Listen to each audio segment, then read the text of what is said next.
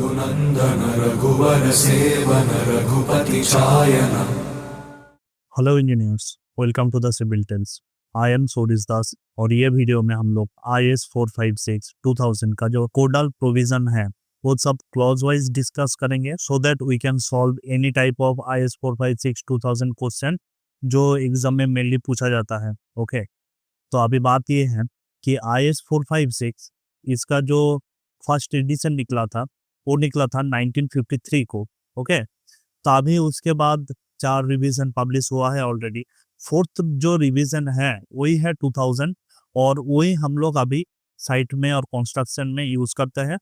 और IS 456 आप ये मतलब हम लोग जो सिविल इंजीनियर हैं इसका बाइबल माना जाता है, क्योंकि IS 456 को अगर आप डिटेल में समझोगे, डिटेल में पढ़ोगे, आप एक बेटर सिविल इंजीनियर बन पाओगे, आप एक बेटर गाइड दे पाओगे।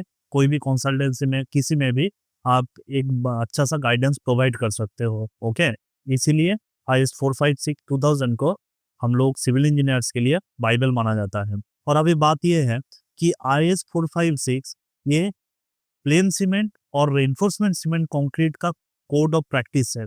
ओके, तो एज पर IS 456 what is PCC? PCC mean plain cement concrete. तो as per IS 456, if we have reinforcement provide in concrete, we have to ignore the reinforcement for the strength calculation.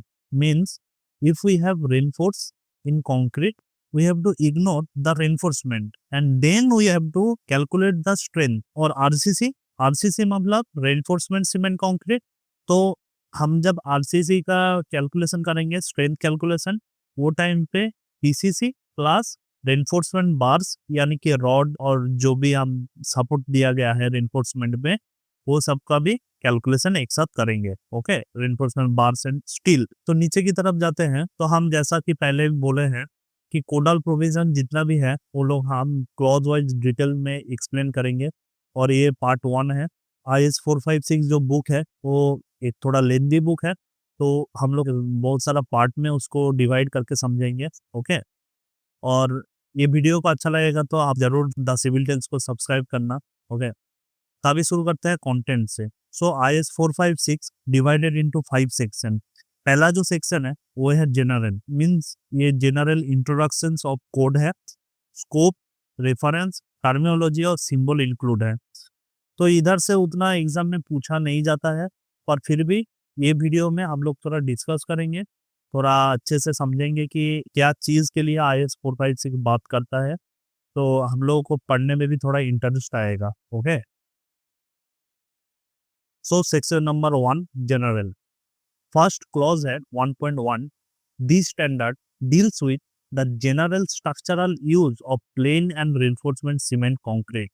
जैसा कि हम पहले भी बता चुके हैं कि ये कोड प्लेन सीमेंट कंक्रीट और रेनफोर्समेंट सीमेंट कंक्रीट दोनों के लिए बात करता है।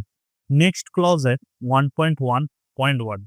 For the purpose of standard plain cement concrete structure are those where reinforcement if provided is ignored for determination of strength of structure। हम ये ऑलरेडी बात कर चुके हैं कि जब हमको कोई भी स्ट्रक्चर में अगर PCC का कैलकुलेशन कर रहे हैं तो हमको उधर पे रेनफोर्समेंट का फुल्ली इग्नोर करना है। रेनफोर्समेंट बार फुल्ली इग्नोर करेंगे तो हमको प्लेन सीमेंट कंक्रीट का स्ट्रेंथ कैलकुलेशन कर पाएंगे हम लोग। ओके, नेक्स्ट है 1.2।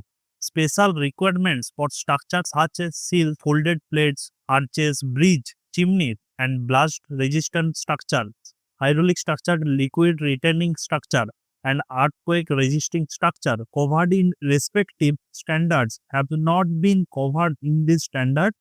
These standards are shall use conjunction with this standard। यानी कि आसान भाषा में हम समझाएंगे तो IS 456 ये सब स्पेसिफिक स्ट्रक्चरल एलिमेंट और specific types of structure like bridges, chimneys को कवर नहीं करता है। और ये सब स्ट्रक्चर को अगर कंस्ट्रक्शन करना है, स्पेशल स्ट्रक्चर को, तो हमको डिफरेंट IS कोड बुक को स्टडी करना है और वो जब स्टडी कर रहे हैं उसके साथ हमको 456 को भी ऐड करके हमको काम करना है। अभी रेफरेंस में उतना कुछ नहीं है। टर्मिनोलॉजी का अगर बात करेंगे तो for the purpose of standard is defined to given IS 4845 and IS 6461 part 1 to part 12 shall be generally applied. Means terminology में ये बताता है कि IS 4845 and IS 6461 parts 1 two parts 12 means अगर 456 का अगर डेफिनेशन और पर्पस मेनली हमको डिटेल में जानना होगा तो आप ये बुक भी पढ़ सकते हो। ओके, नेक्स्ट अगर सिंबल का बात करेंगे तो ये सिंबल शॉर्ट फॉर्म में लिखा गया है। लाइक एरिया का अगर बात करें तो ए में हम डिनोट करते हैं, ब्रेथ ऑफ ब्रिम अगर बात करेंगे तो बी से डिनोट करते हैं, डाया होता है तो हम डी से डिनोट करेंगे। ये सब हम लोग जब बाद में कोड पढ़ेंगे तो वो टाइम पे हमको ये काम में आएगा। ओके, नेक्स्ट अभी हम लोगों का इम्पोर्टेंट है सेक्शन 2। ये ज्यादा इम्पोर्टेंट है। सेक्शन 2 मटेरियल्स, वर्कमैनशिप और इंस्पेक्शन एंड टेस्टिंग के ऊपर बात होता है। Okay, materials clause number 5.1 tell us about cement. तो अगर आप अच्छे से देखेंगे तो हमको इधर पे सीमेंट 10 कैटेगरीज में डिवाइड किया है। ओके, फर्स्ट जो 3 कैटेगरीज है वो है OPC. OPC means ordinary Portland cement. तो ये क्लासिफिकेशन 33 ग्रेड, 43 ग्रेड और 53 ग्रेड का ओपीसी है। तो बात ऐसा है, ये जो 33 ग्रेड, 43 ग्रेड और 53 लिखा गया है, ये आप ये समझो एक क्यूब कास्टिंग करेंगे 150 mm by 150 mm by 150 mm का, तो हम 28 डेज के बाद जो कॉम्प्रेसिव स्ट्रेंथ आएगा वो हमको 33 आएगा। अगर 33 ग्रेड का हम कास्टिंग कर रहे हैं तो 33 आना चाहिए, 43 ग्रेड का अगर कास्टिंग कर रहे हैं तो 43 आना चाहिए, ऐसे ही 53 का अगर कास्टिंग कर रहे हैं तो हमको 53 आना चाहिए। और ये बताता है कि IS 269 ये डिटेल में 33 ग्रेड ऑर्डिनरी पोर्टलैंड सीमेंट के ऊपर बात करता है। सेम IS 8112 43 ग्रेड के लिए सीमेंट और IS 12269 53 ग्रेड सीमेंट के लिए बात करता है। और ये जो पोर्टलैंड नाम है, ये पोर्टलैंड 19th सेंचुरी में सीमेंट मैन्युफैक्चरिंग के टाइम पे एक स्टोन निकला था जो कि पोर्टलैंड स्टोन का नाम से जाना जाता है। तो कैसे नाम कैसे आया, वो पोर्टलैंड स्टोन को जब हम लोग मैन्युफैक्चर करके सीमेंट का कास्टिंग कर रहे थे, आफ्टर कास्टिंग सीमेंट का जो टेक्सचर और कलर है वो same to same Portland stone के जैसा था। Portland stone it itself is a high quality limestone. तो इसी चीज के लिए हमको ये भी ओपीसी का नाम उधर से आया है, ऑर्डिनरी पोर्टलैंड सीमेंट। ओके, और ये जो टर्म है ऑर्डिनरी पोर्टलैंड सीमेंट, ये जो टर्म है ये एक इंग्लिश मेसन, उसका नाम है जोसेफ एस्पिडिन। ये भाई साहब ने 1824 को ये ओपीसी का नाम के ऊपर पेटेंट लगा लिया ऑलरेडी। तो इसीलिए हमको मार्केट में ओपीसी का नाम से सीमेंट जाना जाता है। और एक बात करेंगे तो ये तीनों में से एक ही डिफरेंस है, एक ही बेसिक डिफरेंस है, वो है 33 ग्रेड, 43 ग्रेड और 53 ग्रेड। इसके अलावा इसका कोई भी डिफरेंस नहीं है। और इसका जो ओपीसी का जो फाइननेस 225 मीटर स्क्वायर पर केजी रहता है, जो कि हमारा जो स्पेसिफिक सरफेस का वैल्यू है वो सेम होता है। ओके, अब आता है 4 नंबर में rapid hardening Portland cement conforming IS 8041। Means rapid hardening Portland cement detail में IS 8041 में डिस्कस किया गया है। इसका फाइनेंस वैल्यू होता है 450 मीटर स्क्वायर पर केजी। और आप ये मान लो इसका जो 1 डे का कॉम्प्रेसिव स्ट्रेंथ होता है वो इक्वल होता है 3 days compressive strength of OPC. Means एक दिन का अगर हम लोग कॉम्प्रेसिव स्ट्रेंथ निकालेंगे रैपिड हार्डनिंग सीमेंट का, तो वो इक्वल होगा 3 डेज ऑफ ओपीसी का कॉम्प्रेसिव स्ट्रेंथ का समान। ओके, तो इसका यूज का अगर बात करेंगे तो ये मेनली रोड्स, ब्रिज का रिपेयर में यूज होता है। मीन्स जिधर पे हमको शॉर्ट टाइम में सेटिंग करना है और शॉर्ट टाइम में हमको ज़्यादा स्ट्रेंथ चाहिए होगा, उधर हम लोग रैपिड हार्डनिंग सीमेंट का यूज करते हैं। और एक चीज बात करेंगे तो इसका जो 3 डेज का वैल्यू रहता है वो 27.5 न्यूटन पर mm स्क्वायर होती है।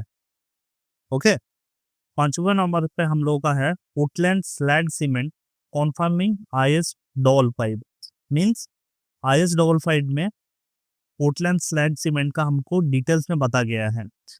तो ये कैसा है, ये होता है कि सीमेंट का क्लिंकर्स जितना रहता है, cement clinkers plus granulated blast यानी कि अब स्लैग भी डाल सकते हैं, तो वो 25 to 65 तक एक्सेप्टेबल है। और जिप्सन हम लोग ऐड करते हैं to delay our setting time. और जो पोर्टलैंड स्लैग सीमेंट है ये मैच करती है 33 ग्रेड OPC के साथ, और इसका जो फाइननेस वैल्यू रहता है ये लेस देन 225 मीटर स्क्वायर पर केजी होता है। और ये कहाँ कहाँ यूज करते हैं, ये मास कंक्रीटिंग के टाइम पे हम लोग यूज करते हैं, मतलब जैसे कि हम मान लो डैम्स हो गया, फाउंडेशन में बेसिकली हम लोग यूज कर सकते हैं। ओके, उसके बाद हम लोग का है Portland pozzolana cement fly ash base और Portland pozzolana cement calcite clay based. तो ये दोनों को अगर डिटेल में जानना होगा तो हमको IS 1489 को पढ़ना होगा। पार्ट 1 में फ्लाई एश बेस्ड में है और पार्ट 2 कैल्साइट क्ले बेस्ड में डिटेल में दिया गया है। तो हम लोग जब मिक्स रेशियो पढ़ेंगे वो टाइम हम ये दोनों को डिटेल में डिस्कस करेंगे, क्योंकि इसका बहुत सारा क्लॉज वाइज और भी डेफिनेशन है, उसको हम लोग अच्छे से समझेंगे। तो अभी हम लोग H में आ जाते हैं, जो कि है hydrophobic cement which is conforming to IS 8043। तो हाइड्रोफोबिक सीमेंट क्या होता है, ये वाटर रेप्लिएंट सीमेंट होता है। मीन्स वाटर रेप्लिएंट मतलब जो वाटर के साथ रिपेल कर सकती है। मतलब हमारा जो सीमेंट पार्टिकल होता है, ऐसा मान लो सीमेंट पार्टिकल है, ओके, ये सीमेंट पार्टिकल 0.1 to 0.3 ये माइक्रोन आता है। ओके, उसके बाद क्या होता है, एक सीमेंट पार्टिकल के ऊपर एक वाटर का एक कोटिंग हो जाता है, वाटर रिपेल कर जाता है। ओके, ये पर्पस को फुलफिल करने के लिए हम लोग सर्फेक्टेंस यूज करते हैं। सर्फेक्टेंस जो क्लिंकर्स हम लोग बोल सकते हैं सीमेंट का। तो सर्फेक्टेंस अगर आप बात करेंगे तो हम लोग स्टेरिक एसिड और ओलिक एसिड यूज करते हैं।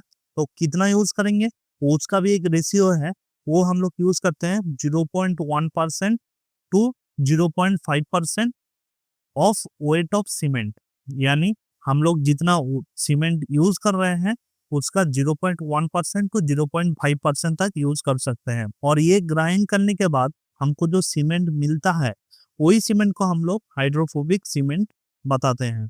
तो इसका यूज कहाँ पर है, ये हम लोग मेनली बेसमेंट में, वाटर टाइट कंक्रीट एरिया में, इधर पे हम लोग यूज करते हैं मेनली। ओके, नेक्स्ट है low heat Portland cement conforming IS 12600। आपको मालूम होगा सीमेंट में हम लोग जब ट्राई कैल्शियम एल्यूमिनेट यूज करते हैं, यानी C3A को जब यूज करते हैं, वही टाइम पे हमको हीट ज्यादा हो जाता है। ओके, तो हमको क्या करना है, अगर हमको लो हीट सीमेंट प्रोड्यूस करना है तो C3A परसेंटेज को हमको डिक्रीज करना होगा। ओके, तो C3 परसेंटेज को डिक्रीज करने के लिए हम लोग C2S plus calcium tetra amino fluoride यानी CaF2, इसका जो वैल्यू है ये हम इंक्रीज कर देते हैं। तो क्या होगा, रेज करने के बाद जो रेट ऑफ स्ट्रेंथ गेन होता है वो स्लो हो जाएगा, बट जो अल्टीमेट स्ट्रेंथ होगा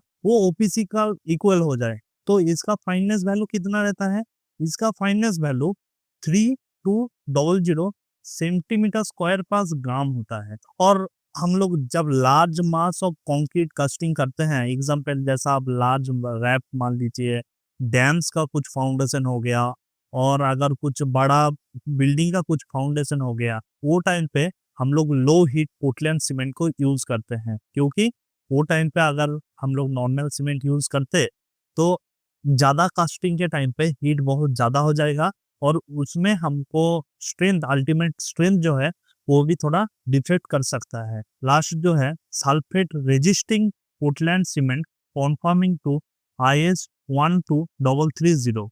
तो सल्फेट रेजिस्टिंग पोर्टलैंड सीमेंट ये क्या होता है, ये एक ऑल्टरनेटिव है OPC और PPC का। ओके, मीन्स हम जैसे बात किए C3A का, C3A means try calcium aluminate, ये डिक्रीज करना होगा लेस देन 5%।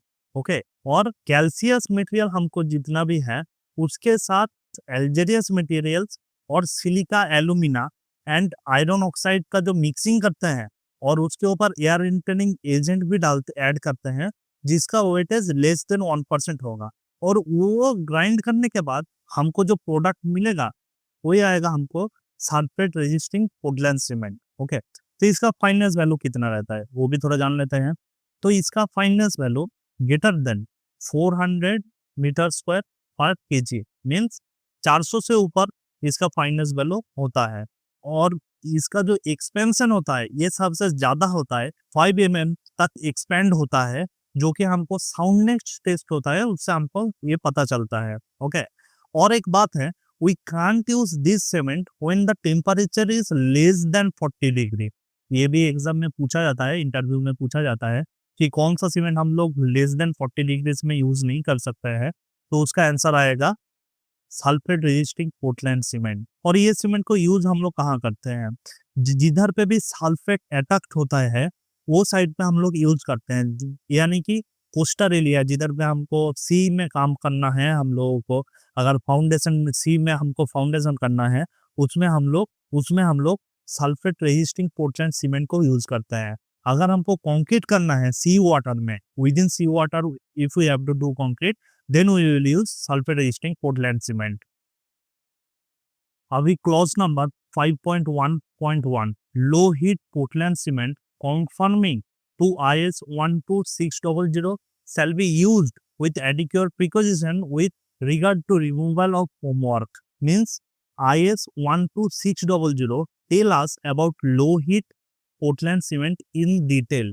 तो हम लोग जब लो हीट पोर्टलैंड सीमेंट को यूज कर रहे हैं उसके बाद हमको जो फॉर्मवर्क है यानी कि हमारा जो शटरिंग है उसको बहुत केयरफुली रिमूव करना होता है, नहीं तो ये क्रैक्स आ जाता है। क्योंकि इसका सेटिंग टाइम थोड़ा डिले है तो क्रैक्स आने का चांसेस है। बट ये चीज ध्यान में रखो, rate of strength gain slow है पर अल्टीमेट जो स्ट्रेंथ है वो ओपीसी का सेम होता है। अभी clause number 5.1.2 high alumina cement conforming to IS 6452 means IS 6452 high alumina cement के ऊपर बात करता है, और IS 6909 वो सुपर सल्फेट सीमेंट के ऊपर बात करता है। ओके, और उसका नेक्स्ट लाइन में एक चीज बताया गया है, it may be used only under special circumstances with the prior approval of site in charge. Means अगर हमको ये दोनों सीमेंट को अगर यूज करना है तो हमको साइट इंजीनियर का स्पेशल परमिशन लेना है। Site engineer without site engineer concern we can't use this type of cement in our construction site. और स्पेशलिस्ट लिटरेचर जो है वो भी हमको कंसल्ट करना होगा गाइडेंस के लिए ये टाइप को सीमेंट यूज करने के लिए। ओके, अभी 5.1.3 इसमें क्या बताया गया है, अगर हम लोग कुछ भी सीमेंट यूज कर रहे हैं उसके पहले 5.1 नंबर में जो 10th कैटेगरीज ऑफ सीमेंट का डिवीजन है उसको हमको पहले कॉन्फर्म करना है कि हम कौन सा सीमेंट को यूज करके क्या काम कर रहे हैं। क्योंकि हमको पहले इंटेंशन हमको क्लियर होना चाहिए, हमको एम पहले क्लियर होना चाहिए, और जितना भी कैरेक्टरिस्टिक है वो IS कोड से कॉन्फर्म कर लेना होगा। अभी उसका नेक्स्ट लाइन में क्या बताया गया है, एनी ट्रेडमार्क और any trade name indicating any special features not covered in the standard और एनी क्वालिफिकेशन और other special performance characteristic sometime. अगर कोई भी कंपनी, अगर कोई भी एक लेबल दिया गया है ओपीसी या कुछ भी, और उसके ऊपर एक्स्ट्रा कुछ चीज लिखा है उसमें better setting time, better settle time, ऐसा कुछ भी चीज लिखा है तो हमको वो फुल्ली इग्नोर करना है। ठीक है, क्योंकि अगर हम कुछ सीमेंट यूज कर रहे हैं हमको वो ग्रेड के हिसाब से, मिक्स डिजाइन के हिसाब से और IS कोड बुक के हिसाब से उसको ही फॉलो करके करना है। अदरवाइज हम लोग अगर कोई भी चीज एक्स्ट्रा डाल रहे हैं, कोई भी चीज अगर एक्स्ट्रा कुछ डिजाइन चेंज कर रहे हैं तो वो IS कोड बुक का खिलाफ है। IS कोड बुक उसको अप्रूव नहीं करता है, उसका क्वालिटी का जो एश्योरेंस है वो IS कोड बुक नहीं करता है। ओके, यही बात इधर पे बताया गया है। अभी para 5.2 tell us about mineral admixtures. तो मिलानेल एडमिक्सचर को समझने के लिए हमको बहुत सारा मिलानेल्स को अच्छे से समझना होगा। फर्स्ट जो मिलानेल्स है वो क्लॉज नंबर 5.2.1 में बताया गया है प्रोजोनाना। तो pozzolanic material conforming relevant India standard may be used with the permission of the site in charge, provided uniform blending with the cement is ensured. Means with site engineer approval, we can use the Prozorana and we have to confirm that the blending is uniforming with the mixture. और आपको ये मालूम होगा Prozorana itself is a siliceous material and it has no binding property. But इसका एक advantage है। Advantage ये है, ये फर्स्ट ऑफ ऑल वाटर के साथ सॉल्युबल है और ये वाटर के साथ सॉल्युबल होके एक सीमेंटियस मटेरियल बनाता है। मतलब अगर सीमेंट हाइड्रेशन की अगर बात करें मीन्स C3H प्लस HO2, ये सीमेंट हाइड्रेशन हो गया, तो क्या क्या निकलेगा CSH plus CaOH whole 2 plus SiO2। ओके, तो SiO2 मीन्स सिलिकॉन डाइऑक्साइड और CaH means calcium silicate hydrate और इसके साथ CH4 निकलता है जो है इनसॉल्युबल विथ वाटर। और आप ये ख्याल में रखो प्रोजोनोला can be used as the replacement of cement and the mixer will be economical. Means 10 to 30% तक मनी सेविंग होता है। ओके, और इसका फायदा क्या क्या है? फायदा एक है कि इसका जो ब्लेंडिंग और सेग्रीगेशन है ये इम्प्रूव होगा और फ्रीजिंग एंड थ्रोइंग रेजिस्टेंस जो है वो भी इम्प्रूव होगा। अगर किधर पे केमिकल अटैक होने का चांसेस है तो केमिकल अटैक भी इम्प्रूव होगा by the use of pozzolana. The heat of the hydration will be reduce and also the 7 to 28 days जो कॉम्प्रेसिव स्ट्रेंथ होगा उसको भी वो भी थोड़ा रिड्यूस होगा, but ultimate strength will be same as the 3 month of OPC। तो अभी पोजोनाना का दो कैटेगरीज है, एक है फ्लायर्स और एक है आर्टिफिशियल और मैन मेड। तो पहला जो कैटेगरी है वो है फ्लायर्स और ये कंफर्म करता है IS 3812 को। और IS 3812 ये दो कैटेगरीज में डिवाइड है मेनली, एक है ग्रेड 1 और एक है grade 2। Grade 1 it is for concrete, we can use it with the concrete mix, but grade 2 it is not for concrete। okay, means ये जो पल्वराइज्ड फ्यूल गैस और फ्लायर्स है वो कैसे होता है वो भी थोड़ा जान लेते हैं। ओके, तो बात ऐसा है, थर्मल पावर पॉइंट में इलेक्ट्रोस्टैटिक प्रेसिपिटेट्स मेथड में 80% ऑफ फ्यूल गैस इससे हमको फ्लायर्स मिलता है। ओके, और जो इसका फ्लायर्स का जो पार्टिकल रेंज होता है ये 1 to 150 माइक्रोन होता है। ओके, और इसका जो फाइननेस है 320 मीटर स्क्वायर पर केजी और ड्राइंग सिंकेज कितना होगा, ये होता है लेस देन 0.15%। और एक स्टडी में ये दिखा गया है कि 30% ऑफ फ्लायर्स जो कि 50% to 60% हीट ऑफ हाइड्रेशन को रिड्यूस करने का इसका कैपेबिलिटी है। और इसका जो सेटिंग टाइम है सीमेंट में वो इंक्रीज होता है बाय 2 आवर्स। हमारा जो सेटिंग टाइम नॉर्मली है 30 मिनट्स है, नॉर्मली OPC का सेटिंग टाइम 30 मिनट्स है ना, वो अगर फ्लायर्स यूज करेंगे तो ऑलमोस्ट 2 आवर्स उसका सेटिंग टाइम हो जाएगा। और इसका जो साउंडनेस ये आता है लेस देन 0.8%। ओके, और फ्लायर्स यूज करने के टाइम पे हमको एक चीज के ऊपर ध्यान में रखना है, वो है कि ये जब भी हम OPC या दूसरा कोई सीमेंट के साथ हम लोग ब्लेंडिंग कर रहे हैं तो ब्लेंडिंग को कंफर्म करना है यूनिफॉर्मली ब्लेंडिंग हो रहा है। तो उसका अगर हम लोग कंफर्म कर सकते हैं कि यूनिफॉर्मली ब्लेंडिंग हो रहा है तो वो टाइम पे हम लोग फ्लायर्स या पल्वराइज्ड फ्यूएल्स हम यूज कर सकते हैं। नेक्स्ट हम लोग का जो आर्टिफिशियल पोजोलाना है वो है सिलिका फ्यूम। तो इसको अगर हम लोग आसान नाम से बुलाएं तो इसको सिलिकॉन डाइऑक्साइड होता है जो कि हम लोग माइक्रो सिलिका के नाम से भी जाना जाता है।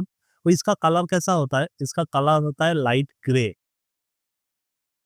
और ये कैसा बनता है ये भी हम लोग थोड़ा जान लेते हैं। ओके, तो जब हम लोग इलेक्ट्रिक आर्क फर्नेस को मेथड को हम लोग जब यूज करते हैं तो टेम्परेचर ऑलमोस्ट अब मान लो कि 2000 डिग्री सेल्सियस तक हो जाता है। तो आर्क फर्नेस में हम लोग जब सिलिकॉन या फेरोसिलिकॉन मैन्युफैक्चर करते हैं वो टाइम पे हमको एक बाई प्रोडक्ट मिलता है, उसका नाम है सिलिका फ्यूम। और हम लोग जब क्वार्डाइट्स और कार्बन को फर्नेस में डालते हैं तो 2000 degree Celsius electro arc furnace में फ्यूज करते हैं जब, वो टाइम पे हमको सिलिका फ्यूम मिलता है। और इसमें भी हम लोग सेम वही ब्लेंडिंग के टाइम पे कंफर्म करना है कि यूनिफॉर्म में ब्लेंडिंग हो रहा है। इसका जो स्टैंडर्ड है अप्रूवल स्टैंडर्ड, वो अथॉरिटी अप्रूव करेगा, उसके बाद ही हम लोग ये यूज कर सकते हैं। बट एक बात है कि ये जो सिलिका फ्यूम का पार्टिकल साइज होता है ये अल्ट्रा फाइन होता है। ठीक है, ये very fine means ultra fine होता है। अल्ट्रा फाइन मतलब कितना होता है? इसका particle size almost 1/50 of cement particle होता है। यानी आप एक बार इमेजिन करो एक सीमेंट पार्टिकल कितना फाइन होता है, उसका भी अगर 1/50 हिसाब करेंगे तो कितना जितना फाइन होता है वही फाइननेस हमको सिलिका फ्यूम में आता है। और इसका जो पार्टिकल साइज होता है वो 0.1 टू 0.3 माइक्रोन होता है। ओके, और इसका यूज जो प्रोपोर्शन है एज पर IS 456 वो है 5 to 10% of cement content. Means अगर हम लोगों का 100 किलो सीमेंट है उधर पे 5 to 10 kilo silica fume use करने का अप्रूवल IS 456 देता है। अगर हमको ज्यादा यूज करना है तो वो टाइम पे हमको अथॉरिटी से बात करना है। ओके, नेक्स्ट हम लोग का जो पोजोलाना मटेरियल्स है वो है राइस हक्स एस। राइस हक्स एस ये क्या है? आप लोग ये बता सकते हो कि ये तो आर्टिफिशियल कैसे हो गया, ये तो नेचुरल प्रोडक्ट है ना।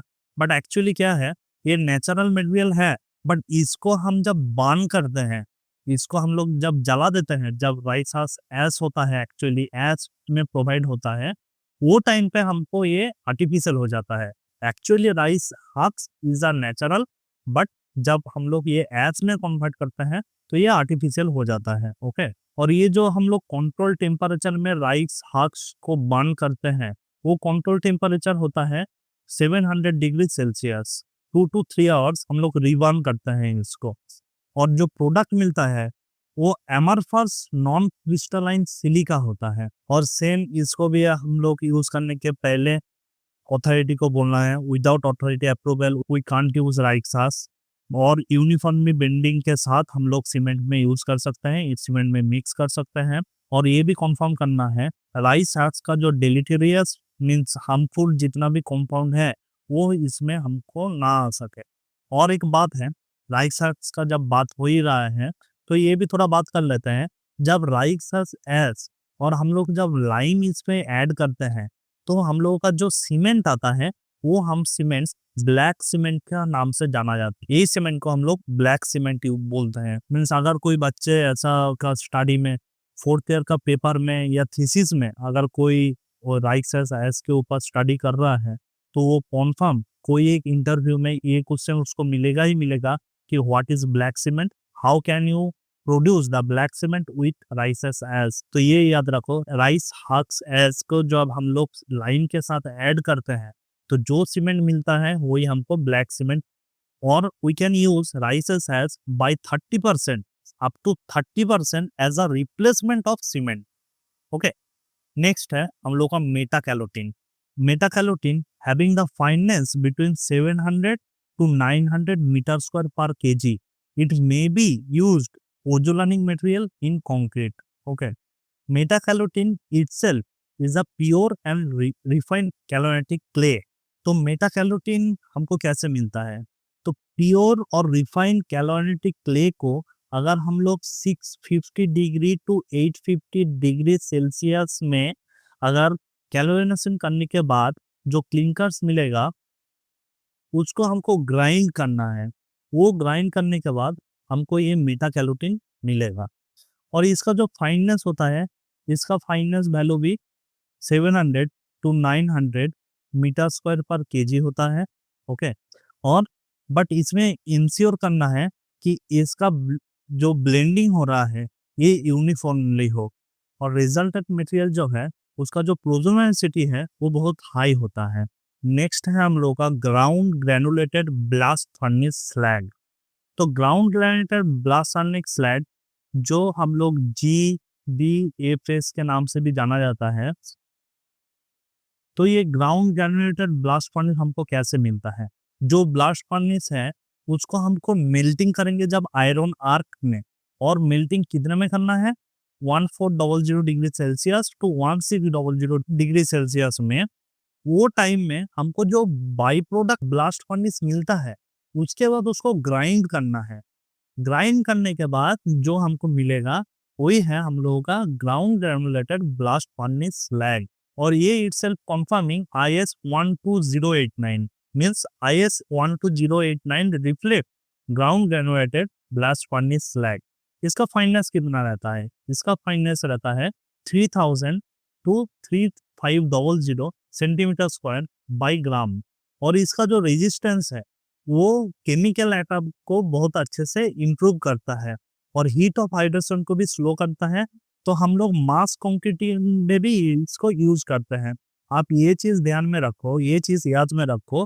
अगर किधर पे हमको मास कंक्रीटिंग करना है, मास कंक्रीट को अगर हमको कास्टिंग करना है, तो वो टाइम पे हम लोग हर टाइम में जिसका हाइड्रेशन का हीट ऑफ हाइड्रेशन कम होगा वही हमको यूज करना है। तो इसलिए हमको वो इधर पे यूज नहीं करना है। और ये RCC में भी यूज कर सकते हैं, मीन्स रेनफोर्समेंट सीमेंट कंक्रीट में भी यूज करते हैं, क्योंकि ये प्रोटेक्ट करता है रेनफोर्समेंट को। और इसका जो परसेंटेज है, मीन्स जितना परसेंटेज हम लोग GBFS को यूज कर सकते हैं वो है up to 65%। Up to means इसके ऊपर हम लोग यूज नहीं कर सकते हैं। और up to 65% of cement, up to 65% of cement replacement we can use of nanonated blast furnace। तो थैंक यू इंजीनियर्स, पार्ट 1 में आप लोग सपोर्ट में रहने के लिए। नेक्स्ट पार्ट में हम बहुत जल्दी अपलोड करेंगे, तो तब तक के लिए बने रहिए सिविल टेंस में और सब्सक्राइब कीजिए। और कुछ भी डाउट होगा, कुछ भी हो, हमको लिंक्डइन में मैसेज कर सकते हो और टेलीग्राम में भी आप ऐड हो सकते हो स्टडी मटेरियल और जॉब अपडेट के लिए। Okay, thank you engineers, thank you for stay connected, stay safe.